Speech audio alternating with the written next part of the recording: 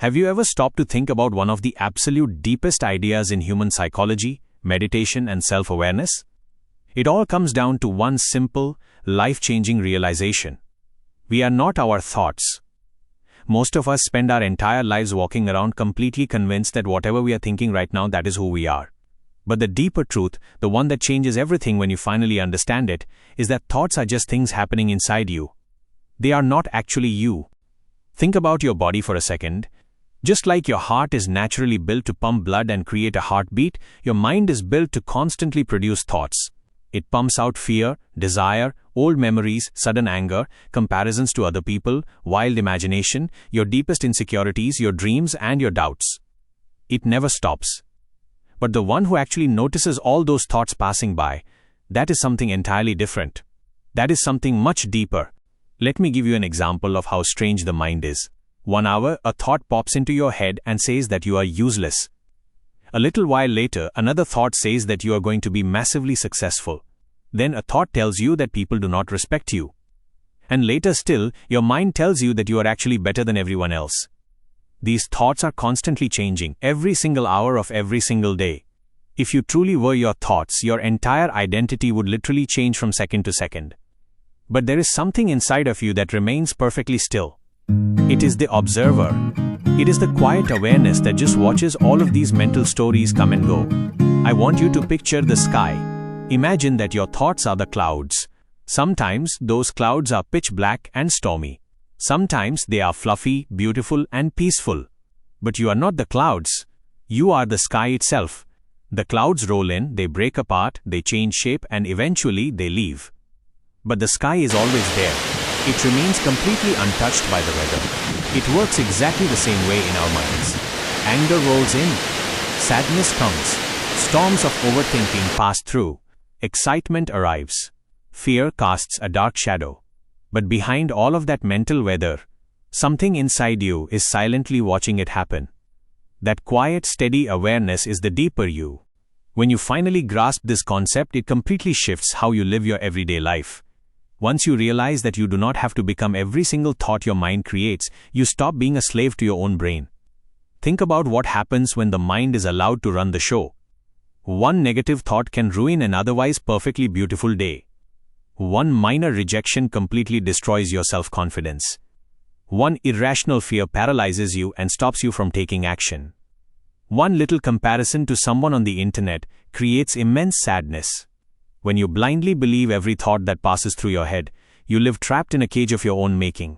But the person who learns to simply observe their thoughts, that person becomes free. Let's say a thought pops up that tells you that you are going to fail at something. In the past, you would have believed it instantly. You would have felt the panic set in and your heart would start racing. But now, you just notice it. You take a mental step back and say to yourself, "Isn't it interesting how my mind is trying to create fear right now?" That tiny bit of distance changes the entire game. The fearful thought is still sitting there in your head, but it no longer has absolute control over you. This is not just some new internet trend. This is why the greatest thinkers, meditators, and psychologists in history have always talked about the power of awareness. Eckhart Tolle, a famous spiritual teacher, explains that almost all human suffering comes simply from identifying too much with the mind. Jiddu Krishnamurti spent his entire life speaking to crowds about how to observe your thoughts without getting tangled up inside them. Thousands of years ago, Gautama Buddha taught that attaching ourselves to the activity in our minds is the very root of human suffering. And modern psychology completely agrees with this ancient wisdom. Therapists today constantly remind their patients that not every thought is a fact. You have to remember that your brain is a survival machine. It is designed to look for danger. Because of that, it manufactures irrational fears, repetitive worries, imagined disasters, false assumptions, and intense emotional reactions. Your mind can literally tell you that nobody loves you, even when your actual real life proves that is completely false. So the goal of wisdom is not trying to figure out how to force your mind to stop thinking entirely. Let's be honest, stopping your thoughts is practically impossible. True wisdom is asking how to stop blindly becoming every single thought that appears. Here is a very simple and powerful way to understand this. If you can observe a thing, you cannot be that thing. You can look down and observe your body, which means you must be more than just a body. You can feel and observe your emotions, which means you are more than just your emotions. And you can observe your thoughts, which means you are definitely more than your thoughts. You are the awareness sitting behind all of them. Now, let me be very clear about something. This does not mean thoughts are bad or evil. Thoughts are incredible, beautiful tools. They allow us to create breathtaking inventions, solve complex math problems, plan for the future, and build our wildest dreams. But a tool is supposed to serve you. You are not supposed to live as a prisoner to your tools. The chaos in life starts when the mind promotes itself from being your servant to being your master. This is exactly why we feel so incredibly peaceful during certain moments in life. Think about when you are in deep meditation, or lost in a walk through nature, or listening to your favorite music. Think about playing an intense sport, or praying, or falling in love, or just sitting in perfect silence. You feel amazing, not because your life suddenly became completely flawless and without problems. You feel amazing because, just for a few precious moments, the endless non-stop noise in your head finally went quiet. And in that quiet space you experienced who you are beyond the thinking mind. To sum it up in a beautiful way, we are not our thoughts. We are the awareness that observes the thoughts, chooses whether or not to follow them, and remains present even when the thoughts fall entirely silent. Or, to put it even more simply, thoughts are just visitors, but you are the home. This naturally brings us to one of the oldest and most mysterious questions humanity has ever asked. If I am not my thoughts, and I am not my body, and I am not even my mind, then who exactly am I? Philosophers, brain scientists, monks, spiritual teachers, psychologists, and even physicists have been chasing the answer to this question for thousands of years. And the honest truth is that there is no single universally proven final answer that everyone agrees on yet. But we can explore what we do know from science, psychology, and philosophy. First, let's clear up a massive misunderstanding that confuses a lot of people when they first hear about this. Saying that you are not your thoughts does not mean you become a cold, emotionless robot. It does not mean you stop reacting to life or caring about things. It is about learning the difference between an automatic reaction and a conscious response. Imagine someone walks up to you and insults you right to your face. The automatic reaction is that your ego gets hurt, your anger explodes, and you completely lose control of your words and actions. A conscious response means you still feel the sting of the insult, you notice the anger rising up inside your chest, you understand exactly what is happening inside your body, and then you intelligently decide how you want to handle the situation. Awareness does not destroy your life or your feelings. It just gives you crystal clear vision. If we look at this from a scientific point of view, thoughts are just patterns of electrical and chemical activity firing off inside your brain. You have roughly 86 billion tiny cells called neurons up there, constantly sending signals back and forth to each other. Out of that massive web of communication comes your memory, your imagination, your fears, your ability to plan, your language, your personality, and your emotions. So to a scientist, thoughts are simply brain activity. But here is where things get genuinely mysterious. Science is amazing at explaining how the brain acts like a computer to process information. But science is completely stuck on one massive question, which is why we have a personal inside experience of life at all. We can build artificial intelligence that answers complex questions. We have computers that calculate numbers at light speed. We have robots that can process huge amounts of data. But do they feel what it is like to exist? Do they have an inner awareness? In the worlds of philosophy and brain science, they call this the hard problem of consciousness. The real mystery is not how the brain processes data. The mystery is why the color red actually feels red to you when you look at it. Why does physical pain actually hurt?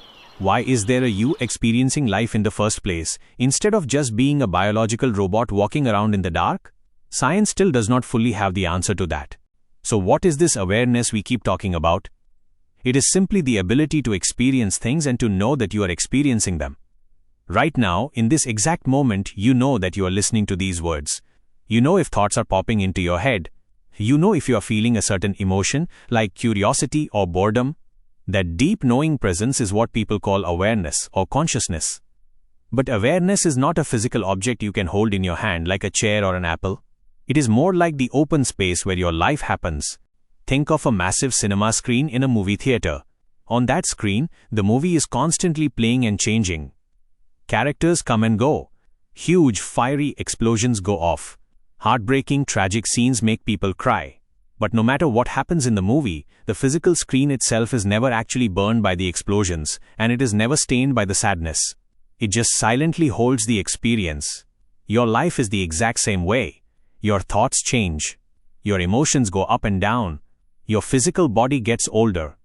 Your personality completely evolves over time. But your awareness remains the steady, untouched screen behind it all. When you were 5 years old, when you were 10 years old, and when you were 18 years old, your physical body was totally different. Your beliefs and thoughts were completely different. But deep, deep down, that core, quiet feeling of just existing, that feeling of being you, has never changed. That continuity is everything. Different traditions and teachings have tried to put a name to this for centuries. Many spiritual traditions and religions call it the soul or the spirit. Ancient Eastern teachings like Advaita Vedanta teach that your true ultimate nature is pure consciousness. Buddhism takes a slightly different angle, teaching that there is no fixed permanent self at all, but rather just a flowing stream of awareness and changing processes. Ancient Roman philosophers, the Stoics, focused heavily on keeping a rational awareness and maintaining absolute inner control over the mind. Scientifically speaking, there is currently no direct measurable proof of a soul existing totally independent of the human brain. But you always have to remember that just because science has not proven something yet, does not automatically mean it is false. It just means our scientific tools have not been able to verify it yet. So what is the actual everyday use of knowing all of this? Why does any of this deep philosophy actually matter to your daily life? It matters because it is the master key to ending so much unnecessary suffering in your life. Without awareness, you live like a machine. Your daily fears dictate your choices, your sudden anger dictates your actions, and the pressure of society dictates your entire identity. Awareness creates breathing room in your mind.